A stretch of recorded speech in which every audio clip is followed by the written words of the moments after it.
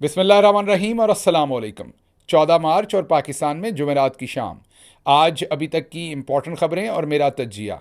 आज भी काफ़ी सारी ख़बरें हैं, इसलिए रन डाउन की बजाय सीधा ख़बरों की तफसील की तरफ चलते हैं। लेकिन उससे पहले आपको याद करवाएं कि आपने अगर अभी तक इस चैनल को सब्सक्राइब नहीं किया तो ज़रूर कीजिए, ताकि आप हमारी आवाज़ को मजबूत कर सकें और ये दूर तक जा सके।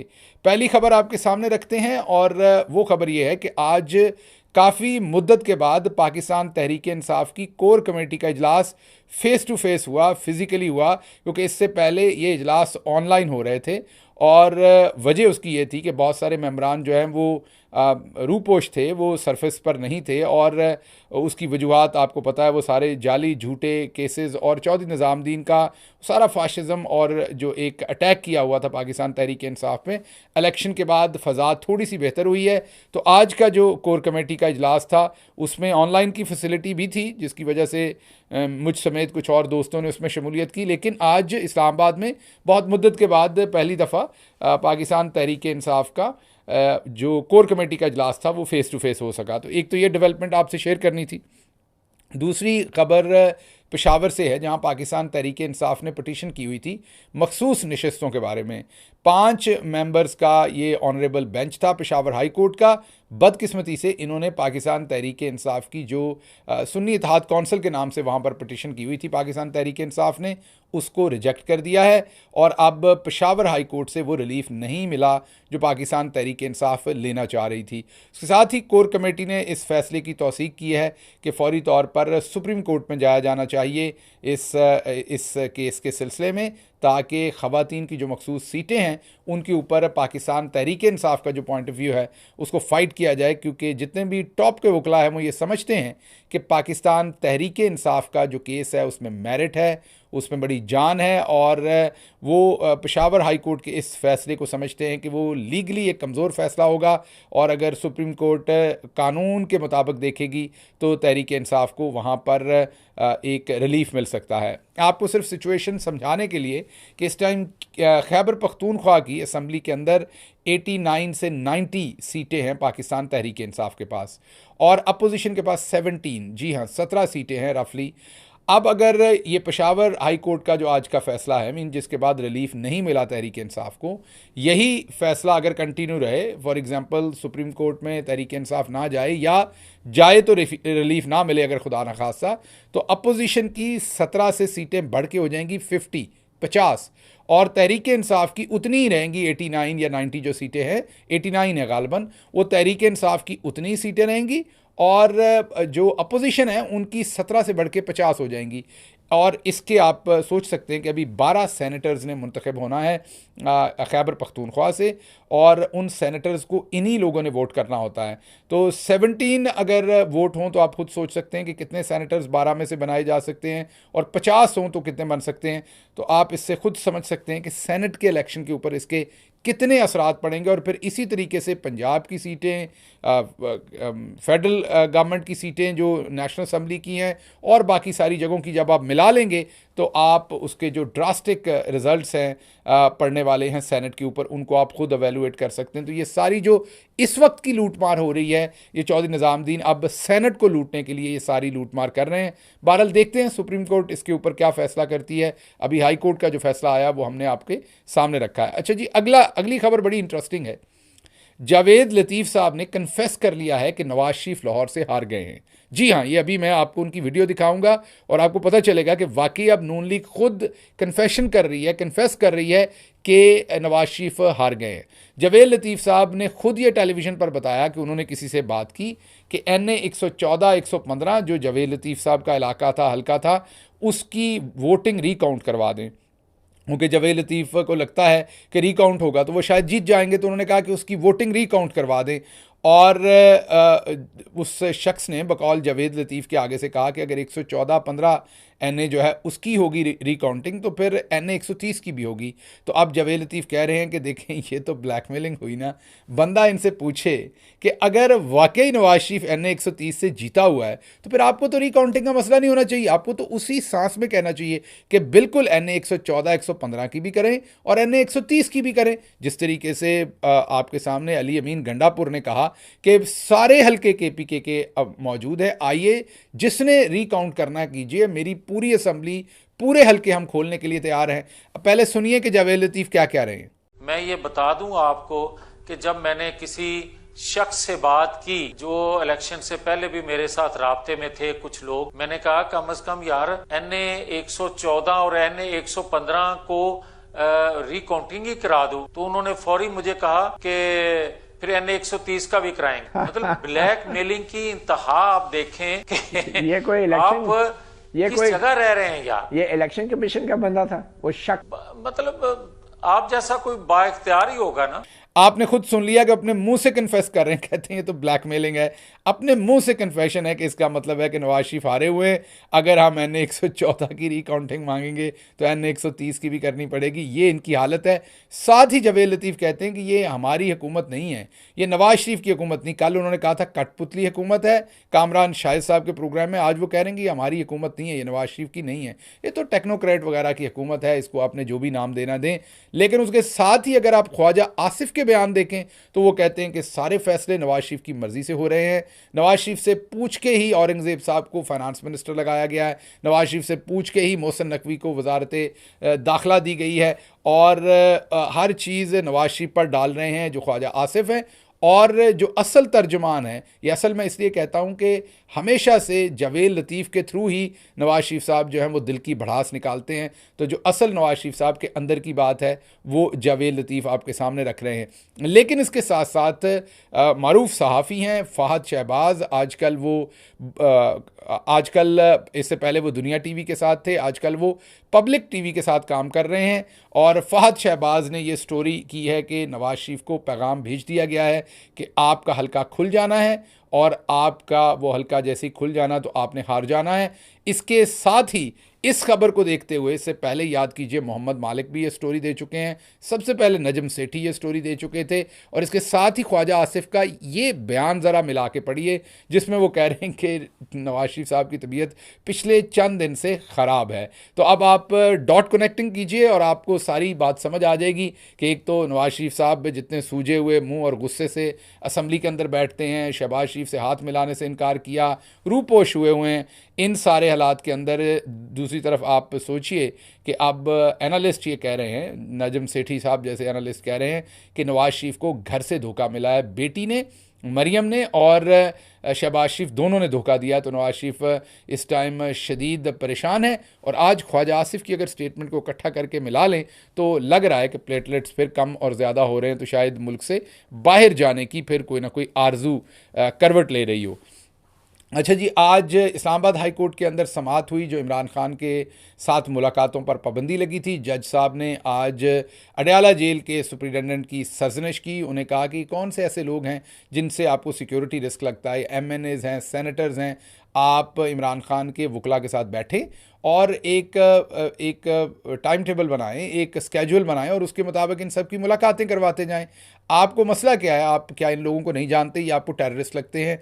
तो एक तो ये अच्छा आज फैसला है कि अदालत ने इजाज़त दी है इमरान खान से मुलाकातों की। तमाम जो मेंबर पार्लियामेंट है उन्हें, ये मैंने पहले भी आपको बताया था कि ये सोच इसके अंदर पीछे कोई और थी, शरारत और थी, लेकिन जिस तरीके का रिएक्शन आपने दिया और फिर इंटरनेशनली मीडिया ने इस खबर को उठा लिया, उसके बाद ये कल ही आपने देखा था कि बैक ट्रैक कर गई थी रजीम और सहाफ़ियों को अंदर ले गई थी जेल में और उन्हें इमरान खान साहब के साथ इंटरेक्ट करवाया था।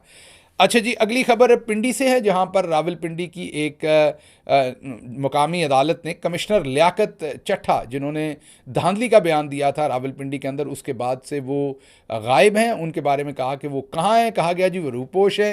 तो अदालत ने पूछा कहाँ रूपोश हैं, उन्हें ज़रा हाजिर करें, उन्हें पेश करने का हुक्म दिया। मेरा नहीं ख्याल कि उनके हुक्म पर ये पेशी होगी, वो एक मुकामी अदालत है, सेशन कोर्ट की अदालत होगी शायद, तो उनके कहने पर नहीं, ये तो कोई हाई कोर्ट या कोई तगड़ा बेंच जो हाई कोर्ट का है वो कहे कि उनको पेश किया जाए तो शायद वो पेश हों, अदरवाइज़ तो वो अब उनको रूपोश ही रखा जाएगा, क्योंकि उन्होंने सच ऐसा बोला है जो चौधरी निज़ामुद्दीन किसी सूरत निगल नहीं सकता। अच्छा जी, अगली खबर बड़ी इंटरेस्टिंग है। पता नहीं सदर पुतिन को क्या लगा है या क्या पता चला है। बहरहाल जी, जो हमारे चीफ इलेक्शन कमिश्नर हैं वो दौरे पर चले गए हैं रशिया, मुबस्सर की हैसियत से जो रशियन प्रेसिडेंशियल इलेक्शन हो रहे हैं उसको वो कवर करेंगे, उसको वो असेस करेंगे उसकी वो असेसमेंट करेंगे कि वो इलेक्शन ठीक हुए हैं कि नहीं, है ना मजाक एक। तो हमारे चीफ इलेक्शन कमिश्नर सरकारी दौरे पर रूस रवाना हो गए हैं, रशिया, जहां पर वो जो प्रेसिडेंशियल इलेक्शन हो रहे हैं उनको एवेलुएट करेंगे। एक मुबस्सर की हैसियत से गए हैं कि इलेक्शन फ्री एंड फेयर हुए हैं कि नहीं, कहीं अल्लाह ना करे वो इनसे डिस्कशन ना कोई करनी पड़ जाए, मीन के इनसे को मशवरा ना ले लें कि फ्री एंड फेयर इलेक्शन कैसे कराने, बस इन्हें चुप करके खामोशी के साथ मुबस्सरी ही करने दें तो बेहतर है। अगर पुतिन साहब या उन्होंने किसी ने मशवरा ले लिया कि फ्री एंड फेयर इलेक्शन कैसे करवाते हैं, तो फिर जो इन्होंने मशवरे देने हैं उसके बाद पुतिन साहब ही ना गायब हो जाएं कहीं। अच्छा जी, अगली खबर जो आपके सामने रखनी है वो शहबाज शरीफ साहब ने महंगाई के ख़िलाफ़ जिहाद करने का ऐलान किया और कफ़ायत शारी की कमेटी बनाई है। इनकी आनियाँ जानियाँ और इनकी जो कार्रवाइयाँ वो आप देखा करें, आपकी हंसी निकल जाएगी। इनको कोई बताए कि कफ़ायत शारी की मीटिंग तो आपने पिछली दफ़ा भी बनाई थी, उन 16 महीनों में आपने तो कोई कफ़ायत शारी नहीं की थी। अभी आपकी भतीजी जो है वो पंजाब के अंदर अपनी गाड़ी के टायर, महज टायर जो है वो 2 करोड़ 73 लाख रुपए में टायर और मैट्स डलवा रही है अपनी गाड़ी के, और उसके बाद हेलीकॉप्टर पर ऑफिस आ रही हैं।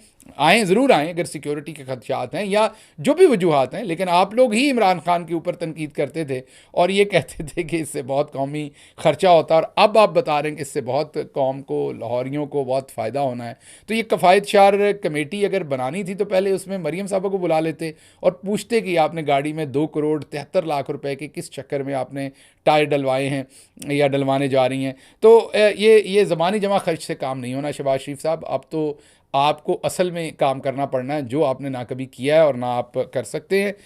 अच्छा जी, मरियम साहबा ने अगली स्टेटमेंट दी है कि जो हेल्थ कार्ड है वो नवाज शरीफ का प्रोजेक्ट है। बाजी, आप भी नवाज शरीफ का प्रोजेक्ट है, सारा पाकिस्तान ही नवाज शरीफ का प्रोजेक्ट है, कोई शहर है तो नहीं गई इस मुल्क के अंदर जो नवाज शरीफ का प्रोजेक्ट नहीं है।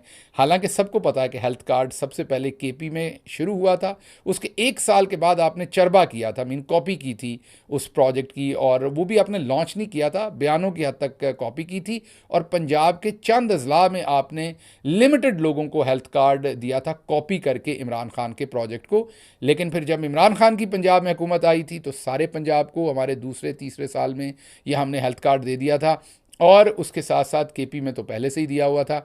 अब दोबारा केपी के हुकूमत ने, आपको ये बता दें कि आप तो ये ऐलान फरमा रही हैं कि नवाज शरीफ का प्रोजेक्ट है, क्योंकि इसकी ओनरशिप तहरीक इंसाफ की है, तो ऑलरेडी आज जब मैं आपसे बात कर रहा हूँ तो खैबर पख्तूनख्वा के अंदर ऑलरेडी हेल्थ कार्ड जो है उसने काम शुरू कर दिया है। अच्छा, एक बड़ी ही स्टूपिड किस्म की एनोलॉजी दी जाती है पाकिस्तान में, और कुछ लफाफा सहाफ़ी जो हैं वो इसको इस तरीके से पेश करते हैं कि जो हमारे आम लोग हैं ना वो इस चक्कर में पड़ जाते हैं। वो कहते क्या हैं कि जी ये जो हेल्थ कार्ड है ना ये बड़ी बुरी चीज़ है, देखें इसके ऊपर तो फ्रॉड होता है, इसके ऊपर तो अस्पताल जाली बिलिंग करते हैं, डॉक्टर जाली बिलिंग करते हैं, जिस मरीज़ का ऑपरेशन नहीं भी हुआ होता कागज़ों में उसका ऑपरेशन लिख देते हैं, तो ये बहुत बड़ा फ्रॉड है। ऐसे बेहुदा लोग हैं कि इनका मतलब कहने का ये है कि अगर पूरी दुनिया के अंदर किसी चीज़ के अंदर भी फ्रॉड होता है तो उसको बंद कर दिया जाए। इनका कहना ये कि हेल्थ कार्ड बंद कर दें क्योंकि इसमें फ्रॉड होता है। अमेरिका के अंदर हर साल बिलियंस ऑफ डॉलर्स का फ्रॉड, इंश्योरेंस फ्रॉड होता है, तो क्या अमेरिका के अंदर हेल्थ इंश्योरेंस बंद कर दें? फिर कई लफाफे कहते हैं जी वो अमेरिका के अंदर तो प्राइवेट कंपनीज़ की इंश्योरेंस है इसलिए चलती, यहाँ तो गवर्नमेंट का पैसा है। मेडिकेयर जो अमेरिका के अंदर होता है वो सरकारी पैसा होता है, मीन पब्लिक मनी होती है, उसमें भी फ्रॉड होता है, ऑडिट होते हैं, लोग पकड़े जाते हैं, उनके खिलाफ कार्रवाई होती है। इसी तरह बैंक्स क्रेडिट कार्ड देते हैं तो क्रेडिट कार्ड के फ्रॉड होते हैं, तो क्या क्रेडिट कार्ड का काम ही बंद कर दें पूरी दुनिया में? इसी तरीके से एम्बेसीज वीज़े देती हैं और बहुत सारे लोग जाली वीज़ों पर भी एंट्री कर जाते हैं मुल्कों के अंदर, इसका मतलब वीज़े ही बंद कर दें?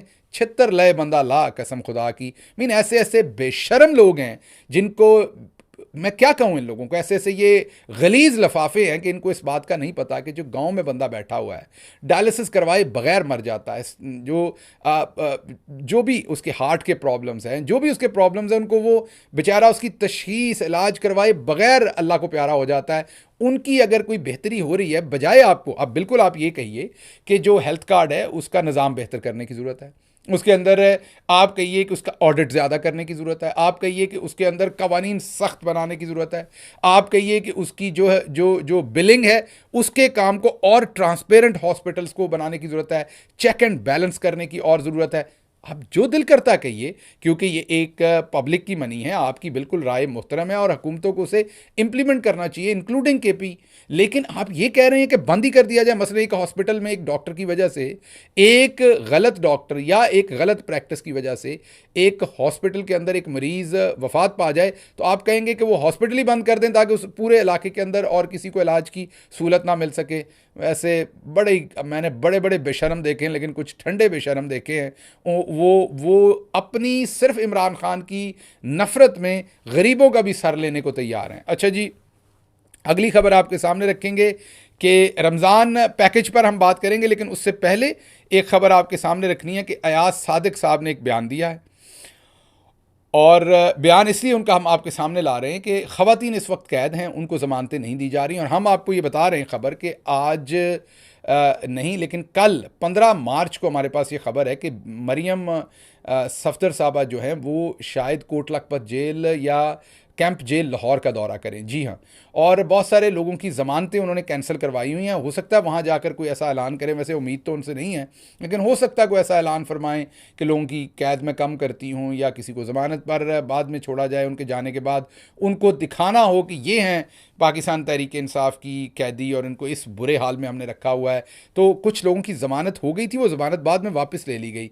लग ये रहा है कि उनके दौरे के लिए किया गया था।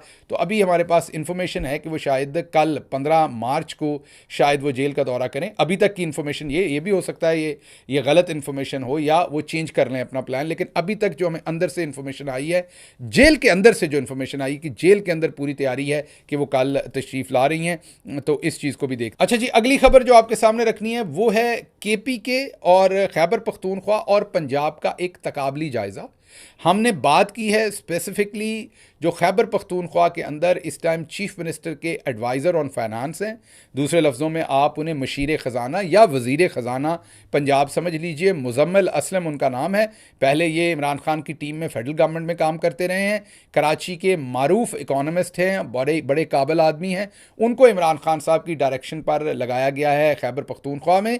वो आपको पहले तो एक्सप्लेन कर दें, पूरी बात उनकी सुन लीजिए, उसके बाद हम इसके ऊपर पूरी बात करते हैं। जी, बिस्मिल्लाहिर्रहमानिर्रहीम।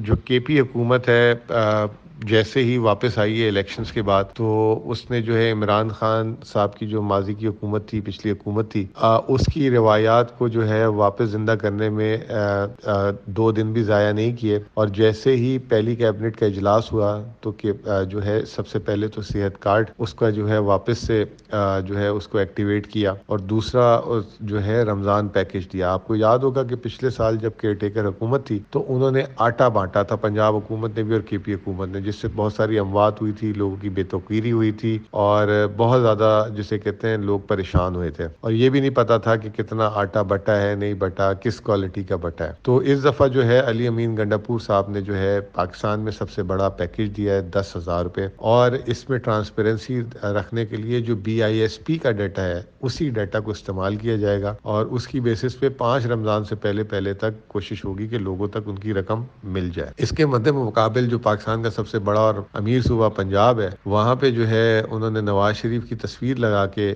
जो है, मुझे नहीं पता है कानूनी तौर पे ये अलाउ है कि नहीं है। कानूनी तो अपनी जगह, इखलाकी तौर पे भी जो है इंसान को नहीं करनी चाहिए। तो वो जो है जो उन्होंने अपना हैम्पर बनाया है जिसमें 10 किलो आटा है, 2 किलो चावल, 2 किलो चीनी, 2 किलो घी, 2 किलो बेसन, ये अगर मार्केट की कीमत लगा लें, जो बड़ी अशराफिया की मार्केट है, तो 3600 बनता है, लेकिन अगर आप हुकूमत होलसेल में बाय करती है तो ये 2,500-3,000 से कम नहीं बनता। तो ये उन्होंने जो है 66 लाख लोगों को दिया है। तो और सिंध हुकूमत ने 5,000 रुपये का पैकेट जो है कैश पैकेज दिया है। तो केपी सबसे सबकत ले गया और 10 अरब रुपए जो है केपी हुकूमत ने दिए हैं। तो इसमें जो दूसरी चीज़ ये है कि अभी हम देख रहे हैं कि पंजाब हुकूमत अपने इश्तिहारात भी लगाना शुरू हो गई है टीवी चैनल्स को और इन सारे चीज़ों को। तो वो जो है आवाम को रिलीफ कम और जो है शोबाजी ज़्यादा है।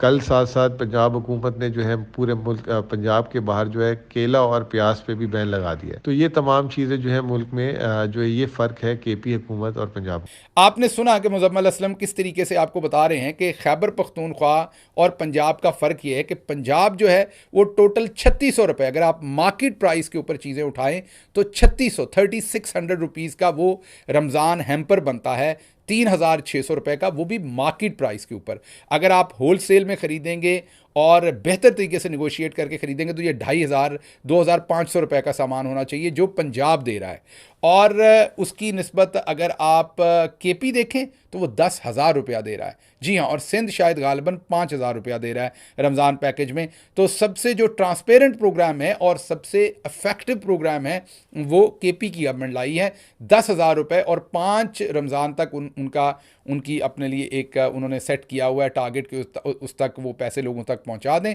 ट्रांसपेरेंसी रखने के लिए एहसास प्रोग्राम के डाटा को इस्तेमाल किया जाएगा। और आप खुद देख सकते हैं कि कौन सी हुकूमत जो है उसकी प्रायोरिटी लोग हैं, लोगों का कितना एहसास है। लेकिन उधर क्योंकि वो थोबड़ा बूथा साथ बेचना है थैले के ऊपर लगा के चेहरा नवाज शरीफ साहब का, इसलिए वो सारे का सारा ड्रामा है और उसके अंदर क्या कुछ हो रहा है वो आपके सामने चल ही रहा है। पहले से मेरा नहीं ख्याल कि हमें बताने की उसमें ज़रूरत है। अच्छा जी, आज का हमारा जो पंजाबी वीलॉग है वो बहुत ही एक डिफरेंट टॉपिक है, वो है मुंशी अपना अपना। हमने एक्सप्लेन करने की कोशिश की है गांव के देहात के लोगों को कि क्यों चौधरी निज़ामुद्दीन ने इसहाक डार को वज़ीर ख़जाना नहीं बनने दिया और क्यों वो अपना वज़ीर ख़जाना लेके आए हैं जिनका नाम औरंगज़ेब है। और ये फिर उन्हें बताने की कोशिश की कि वज़ीर ख़जाना क्यों इंपॉर्टेंट होता है किसी गवर्नमेंट में। क्या वज़ीर ख़जाना का काम सिर्फ पैसों का हिसाब रखना है या उसकी इंपॉर्टेंस इससे भी ज़्यादा होती है, और क्यों नवाज शरीफ इस बात पर बहुत ज़्यादा खफा है। ये कॉम्प्लेक्स टॉपिक है, इसको ब्रेक डाउन करके गाँव के लोगों के लिए हमने पेश किया है पंजाबी में, तो इसको देखिए। और इसके साथ ही मुझे इजाज़त दीजिए। अल्लाह आपका हामी और नासिर हो। पाकिस्तान जिंदाबाद।